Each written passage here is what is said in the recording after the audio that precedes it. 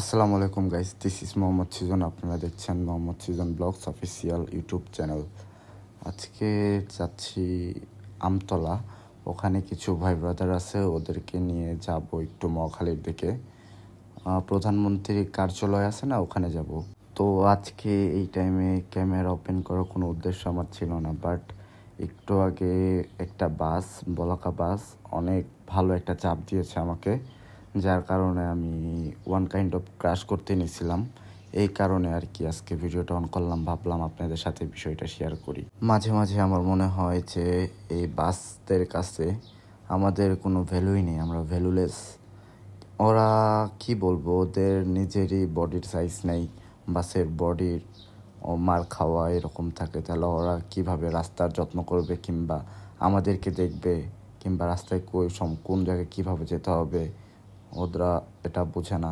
আচ্ছা, যাই হোক, বাদ দেই। তো এর মাঝেই কয়েকদিন R15 ইন্দোনেশিয়ান ভার্সন 3 ইউজ করলাম। ওটাতে ইউজ করার পর জিক্সারে এসে, জিক্সার অনেক ভালো একটা বাইক। জিক্সার একটা বন্ধুর মতন সবসময় আপনার পাশে থাকে। যাই হোক, ওটা থেকে এটাতে ড্রপ করার পর বুঝতে পারতেছি পাওয়ারটা কী জিনিস ছিল। R15-এ এটা পাওয়ার একটু কম। ওটাতে 4 নাম্বার গিয়ারে মোচড় দিলেই সাথে সাথে টান উঠে যেত, কিন্তু এটাতে তা না। তারপরও আমার আবার 4 নাম্বার গিয়ারটা অনেক পছন্দ বাইকের। ওটা যখনই মোচড় দিই তখনই ভাগে, আবার সুন্দর ইঞ্জিন ব্রেক হয়। সময় গাড়ি বেশিরভাগ 5 নাম্বার গিয়ারে চালানো পড়ে, কারণ জেন্টাল রাইডে একদম স্মুথ একটা ফিল দেয় 5 নাম্বার গিয়ারটা।